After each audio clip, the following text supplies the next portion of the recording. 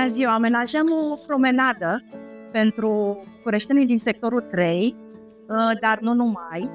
Mai devreme, sunt sigură că ați filmat, era un spațiu lipsit de copaci.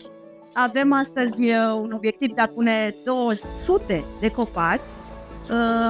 Suntem o echipă de la o companie 100% românească care ascultă ce se întâmplă în mediul social și se alătură proiectelor sociale de voluntariat.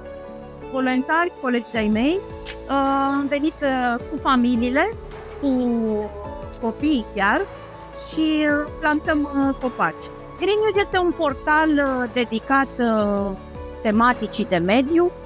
Vorbim despre economie circulară, vorbim despre educație civică, promovăm valorile și best practice din internațional și din local, facem educație pe legile actuale de mediu pentru a sprijini antreprenori sau companii a înțelege mai bine spiritul ecologic și al economiei circulare.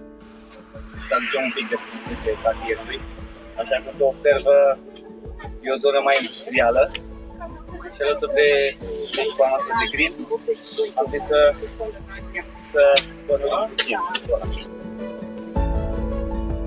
Am răspuns invitației prietenilor mei și acestei frumoase armate de voluntari.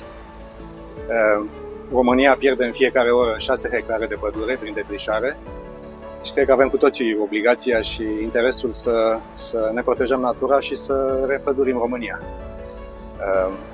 Sunt lucruri frumoase pe care le fac voluntari din București, din toată țara. Am fost la Arad săptămâna trecută și acolo am participat la o acțiune de plantare.